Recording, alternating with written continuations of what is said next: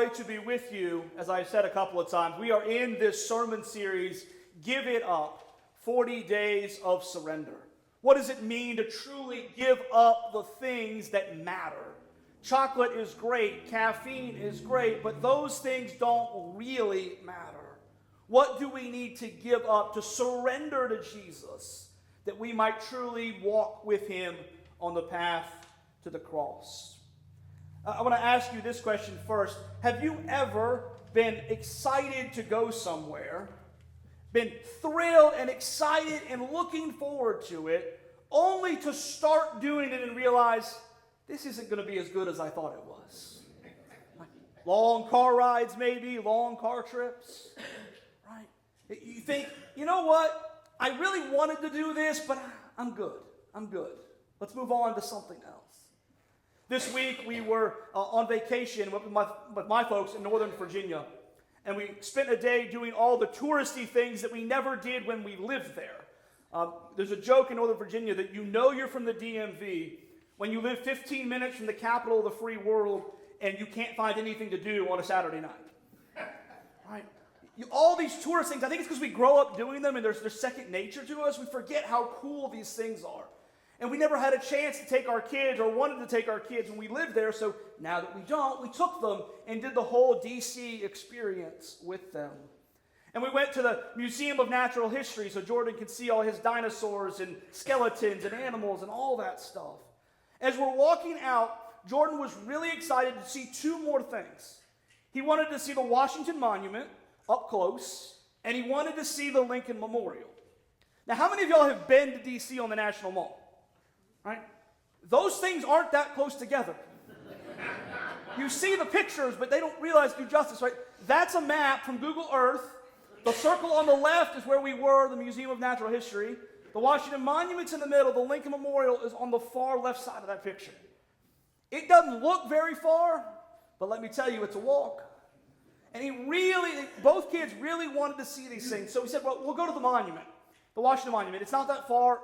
You can kind of see everything from that mound the monument is on.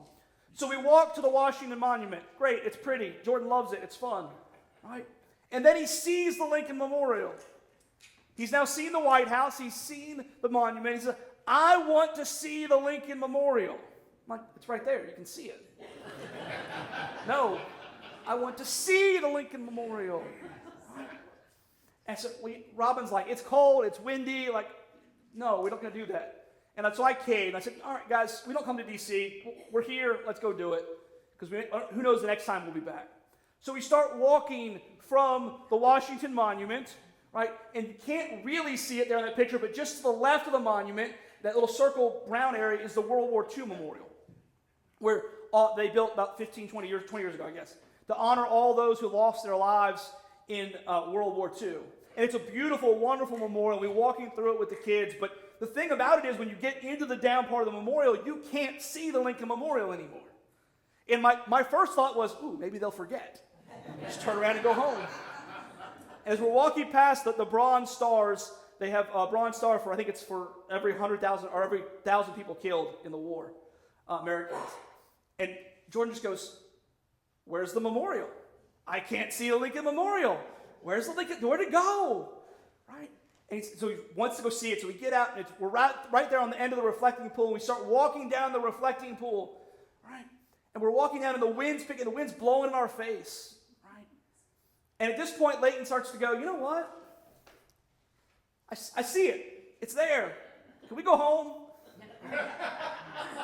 We're walking in, and Jordan's like, can we walk with the wind at our back? I'm like, well, yeah, but we got to turn around. Well, no, we can't go that way, right? We get to the end of the reflecting pool, and they're sort of okay, sort of excited about this, right? We get to the steps, and Leighton goes, I didn't know there were so many steps.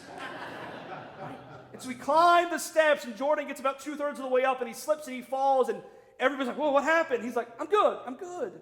And we get to the top of the monument, and they are done. It's this beautiful monument. There's the Gettysburg Address and the huge Lincoln in the chair and the views, and they're just like, nope, I had enough. And I looked up my map to make sure which metro station was the closest so we could get back on the metro and go home. And I told Leighton, I said, the closest stop is the one we came from. It's 1.2 miles away. He said, we walked how far? I said, 1.2 miles, and we got to walk 1.2 more back. And all of a sudden, it was just this realization of like, we did this really hard thing, but I'm tired, and I'm cold, and I want to go home. Right? But I still have to make the rest of that journey. And so we get back on the metro, we get home, and I'm kind of thinking, well, they were cold, they complained the whole time. And when my parents asked them what the favorite thing they saw was, besides stuff in the museum, they said, well, we saw the Lincoln Memorial, it was so cool. And I'm like, tell your face that in that picture, that it's cool, right? That we're on this journey, on this road of excitement, somewhere we really want to get to, but the wind got too much, the steps were too many. Right? The challenges if you left it to them, they would have turned around and gone home. If you left it to me, I probably would have turned around and gone home if I'd been by myself. Right? We've seen it, I've seen a glimpse. It's time to turn around and go back. I don't really want to finish that journey. Well, there's a similar journey in our scripture today. I'm not going to read it per se. We're going to walk through it. So if you want to open it up and have it in front of you, we are in John chapter 11 this morning. We were supposed to be preaching on Ezekiel and on John, but I figured since Sean is not preaching today, I'd just do my own thing today, and nobody will miss anything. But we're in John 11. It's a story of Lazarus, Mary and Martha's brother, friend of Jesus. And Mary sends people to Jesus and his disciples. They're away, and they say, Lazarus is really sick, right? You need to come. Lazarus is really sick. But when Jesus heard about it, he said, Lazarus' sickness will not end in death. It happened for the glory of God, so that the Son of God will receive glory. So although Jesus loved Mary, Martha, and Lazarus, he stayed where he was for the next 2 days. Right? And you imagine in this moment, you kind of go, well, okay, I get it, right? He said he's not going to die. Therefore, Lazarus is going to be okay. We're going to keep doing what we're doing. We've all been there, right? You know somebody in your family or your dear friend is really sick, but you know they're going to be okay. So you're just standing by in case you're needed for something down the line. We've been talking in this series about lies that get told to us. The lies we buy into that keep us from giving up our lives. And finally, when Jesus says, it's time to go, guys, it's been 2 days, we're going to go see Lazarus, we get the first inclination of what this lie is, right? Finally, he said to the disciples, let's go back to Judea. But the disciples objected. Rabbi, they said, only a few days ago, the people in Judea were trying to stone you. Are you really going to go there again? It's this lie that the journey you're about to go on is too dangerous. There's too much risk involved. Why would you bother? It's too hard. It's not worth the risk. It's the cost-benefit analysis of ministry, right? But Jesus presses on. Jesus says there are 12 hours of daylight every day. During the day, people can walk safely. They can see because they have the light of the world. But at night, there is a danger of stumbling because they have no light. Well, who is the light of the world? Jesus. He says, I need to go. I need to be the light so they can see what's going on. And he says, our friend Lazarus has fallen asleep. I need to go wake him up. And we get the second lie. The disciples said, Lord, if he's sleeping, he's going to get better. Let him sleep it off. And that's a lie that says you don't need to do that. And this is sort of a two-prong. You don't need to do that. It's not required. He'll get better on his own, and it's also you don't need to do that. Somebody else can take care of him. Somebody else can do that for you. You need to do what I want you to do, or what I think you should do. You don't need to answer the call of God. You have better things that you can do. Right? And then they go. And we're going to skip ahead. We're going to come back to it. But in verse 20, he gets to Martha. And when Martha gets word that Jesus was coming, she goes to meet him. But Mary stayed in the house. Martha said to Jesus, Lord, if you only had been here, my brother would not have died. But even now I know that God will give you whatever you ask. That's a very faithful statement on the whole, right? Mary is grieving, but Mary, I think, gets it. Or Martha, excuse me. Martha gets it. And Jesus goes to the grave and he goes to grieve. They think he's there to grieve Lazarus. That's when we get this. What's the shortest verse in the Bible? Jesus wept in this story. He saw the grieving, the pain. He wanted to go to the grave. He wanted to grieve, to show his love for Lazarus. And he gets to the grave and he's weeping. And then he says, roll the stone aside. Now, this would be equivalent to somebody you love has been buried, and 4 days after they've been buried, somebody's there weeping and says, dig it up. Dig it up. Open the stone. And we get this third lie from a faithful person in Martha, and she says, Martha, the dead man's sister, protested, Lord, he's been dead for 4 days. The smell will be terrible. I imagine it would be. But this is the lie that says you can't do this. You're only going to make it worse. We've had a rough time. We've had a rough go. But what you want to do is just going to make it worse. So don't bother. In all three of these, you're going to make it worse. Right? You don't need to do that. It's too dangerous. Or parts of the same lie. It's not worth it. That journey that you're on, that path that God has set you on or called you on, it's not worth it because it's too dangerous. Because you don't need to do that. Because all you'll do is make it worse. You can't fix it. Carrying our cross, walking with Jesus, it might mean we have to put ourselves at risk. It might mean we have to put ourselves in danger, literal danger or metaphorical danger. You're going to do what for who? Why would you do that for them? And we throw that around and we don't realize or we forget that that's the same thing the Pharisees threw at the disciples. Why would you eat with those sinners? Why would you spend time with those people when you could be doing something else? Why would you cross into Samaria where they are our hated enemies? You're going to be in danger. Right? It might lead to danger, so don't do it. It might lead people to tell you that you can't fix it. You can't fix it. Can any of us in this room fix the world tomorrow? No. Right? Only Jesus can fix the world.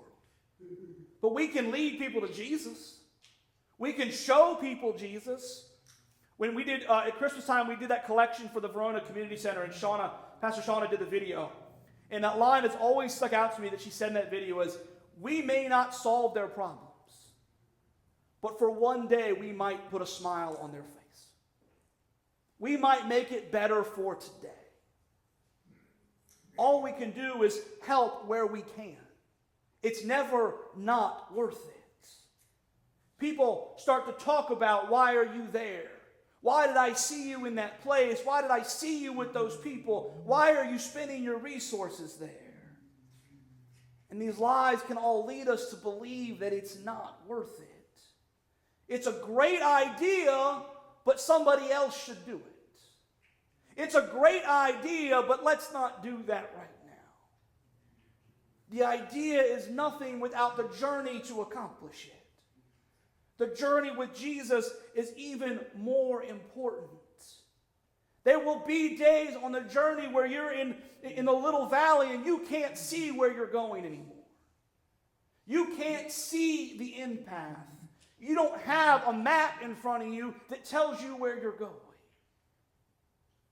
When we get distracted by the scope of the task we've been called to do, this is such a massive thing we're going to do, we forget to take the next step. We get intimidated. And we're tempted by this lie to say, you know what, I've come far enough. I've done a little thing. I've taken a little step. I'm a little closer to that thing that I can see it's time to turn around now. It's time to let somebody else take it. I've seen a glimpse. But the truth is that while walking with Jesus may seem hard, his yoke is easy and the burden is light because we do not do it alone. We don't walk on this journey with Jesus by ourselves.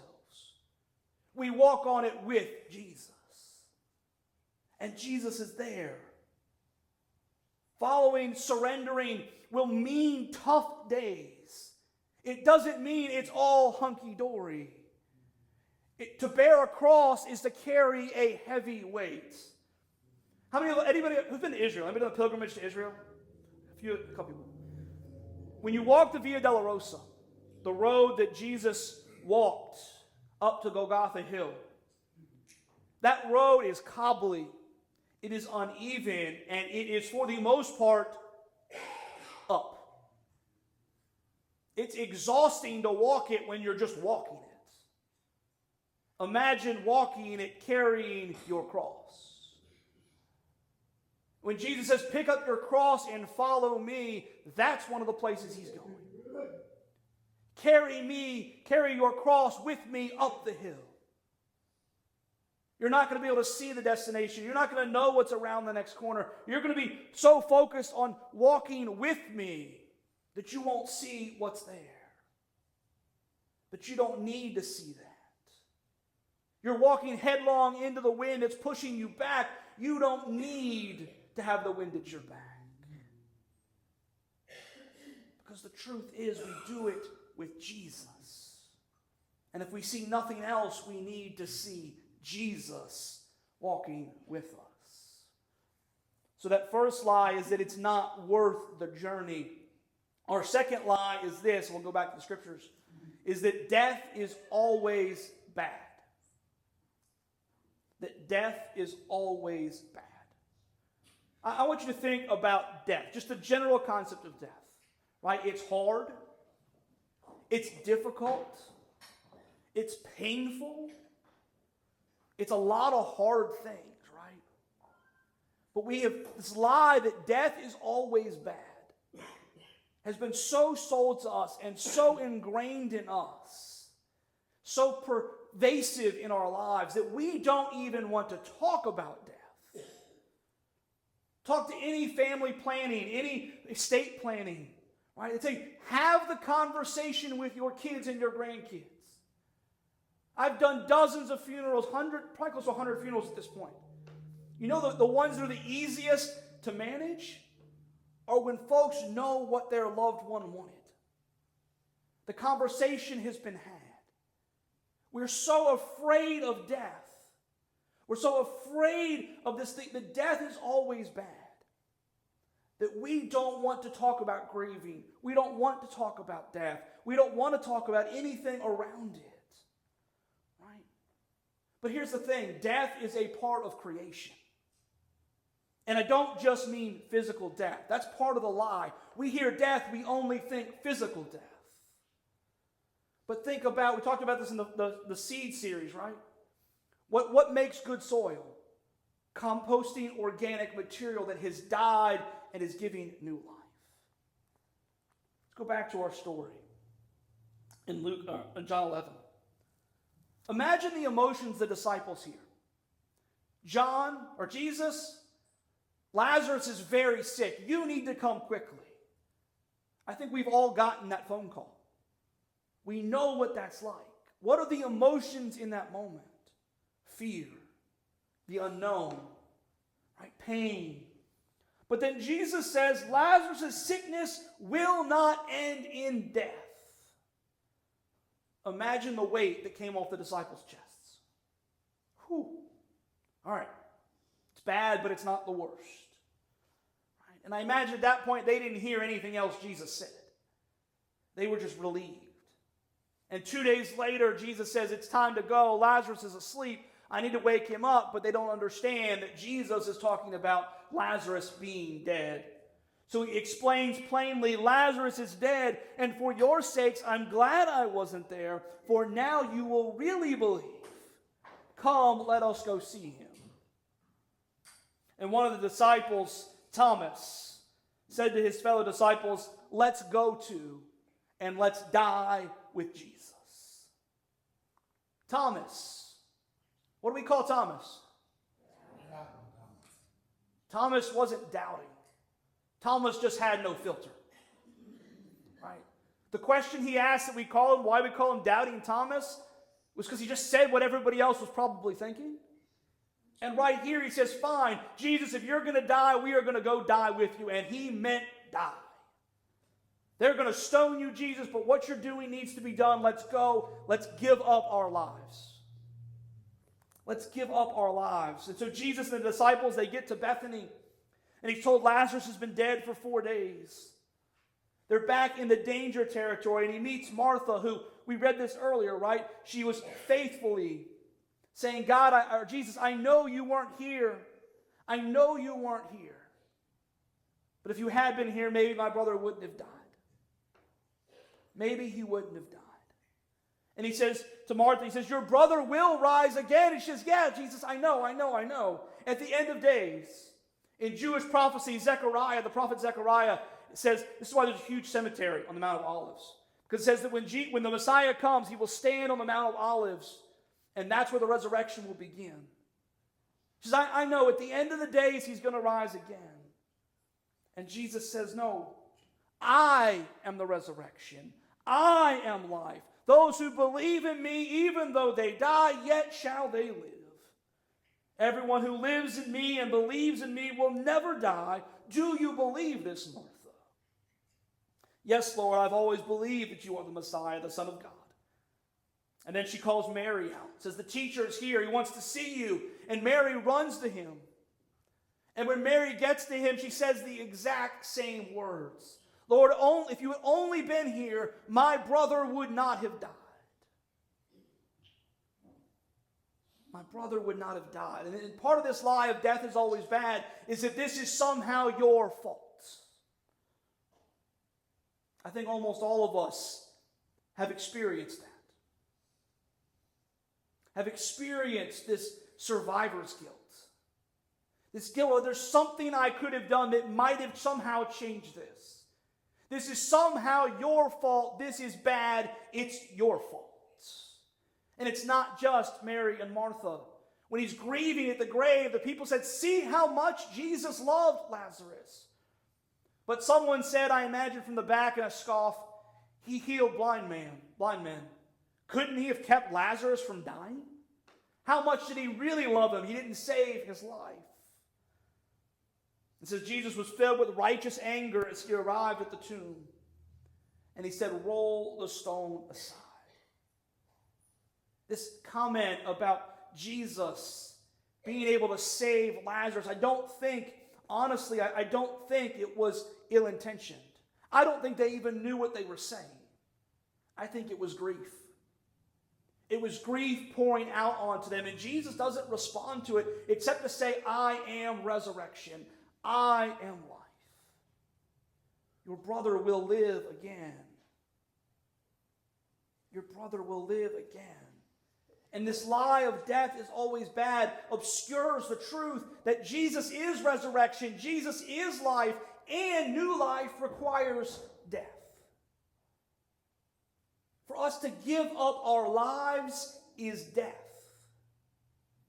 It is death to ourself, death to our selfishness, death to our ambitions, to our plans, to our futures that we've planned out, death to protection, to safety, for our own preferences and what we want to happen. Jesus says, if you try to hang on to your life, you will lose it. But if you give up your life for my sake, you will save it. We have to be willing to die to self, to put away the things that have kept us from being closer with Jesus, to set aside that stuff, to let it die, that new life might grow up within us. And as with all death, grieving is involved. Grief that if we don't process it, if we don't send it to God, if we don't give it over to God and say, God, I am grieving, and God, I know you love me, and I know you're grieving with me. That verse, Jesus wept, is so important because we have a Savior who grieves with us. If we don't give it to God, that grief will pull us into our own mess. It'll pull us into a spiral of our own messiness, and we'll fall back to these lies that death isn't good, that all death is bad, and that it's not worth it. But grief allows us to process and bury that which is past.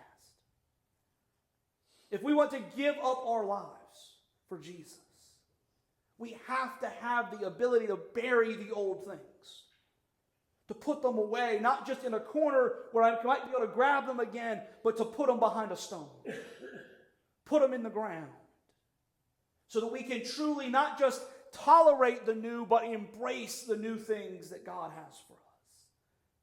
This is saying to God, whatever this is in my life that has gotten in the way, I am done with it. I'm going to bury it. I'm going to put it away where I can't get to it anymore. I need your help, God. I am done with that. I don't want to be that person anymore. I want to be all of who you made me to be. I want you to do with me what you want to do. And I need to let all this other stuff die so that you can take over my life. It's a hard thing to do. It's why 12-step programs exist. It's why grief support groups exist. And when it comes to our individual faith lives, this is difficult. Because we're so scared to talk about it, we don't let other people walk with us in it. But this also applies to us as a church. There are things in the life of a church, the lifespan of a church, the movement of a church that need to die. That have done wonderful things. Or maybe it was a great idea that just didn't work. It needs to die. Sometimes that means, I had a wise mentor tell me this one time, that means we need to give it a loving funeral. And send it off with all the love you would of a loved one. Sometimes we need to just chuck it in a hole. But we need to acknowledge there's grief when we bury those ministries, when we bury those ideas. They had a purpose. They fulfilled their purpose. But if we don't bury them, if we don't move on from them, we can't do new things. Because we're always looking back at what we used to do. We have to have that processing of what it meant so that we can move into the new day that Jesus has for his church. This church does not belong to me. This church does not belong to y'all. This church belongs to Jesus Christ. We are his body on earth. And when we hang on to those old things, we're not surrendering our lives.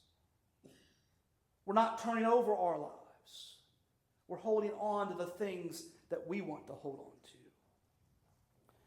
One more thing, I promise, one more thing. Famous last words, right? If you have your Bibles, turn with me to verse 43. It says, Then Jesus shouted, Lazarus, come out! And the dead man came out, his hands and feet bound in grave cloths, his face wrapped in a headcloth. Imagine the sight. Essentially a mummy, right? Walking out with the grave clothes and the stink and all of that. Now, hold that in one part of your brain, and the other part of your brain, go to where we'll be in a couple of weeks on Easter. When Mary and the disciples get to the tomb, where are the grave clothes? They're folded neatly on the stone. Jesus isn't wearing them. Jesus has new clothes on. When we die, when we die to ourselves, when we die to our preferences and to the things we want, to our methods, when we embrace new life, we so often skip this next step. Jesus told them, unwrap him and let him go. If we don't bury the old, if we don't grieve what has moved on, if we don't say, God, I'm not just going to give it up for today, but I'm going to put it away, we leave ourselves wrapped in the grave clothes. And though we might be alive, we're held back, we're constrained by the stench, by the cloths that once wrapped us. Unwrap him and let him go. If you truly want to give up our lives for Christ and have that resurrection with him, that new life he's brought us into, we also have to shed the grave clothes. To be willing to say, take it off me. I don't want to smell it. I don't want to see it. I don't want to feel it. I just want the new garments you have for me. Giving up our lives is surrender. But it's a surrender that is not just handing something over. It is an absolute emptying of ourselves. Why? That we might be filled with the abundant life Jesus has for us. It is worth it. And that death is good because that death brings new life. New life that is life eternal and life that starts not when we die, but when we die to ourselves. Amen.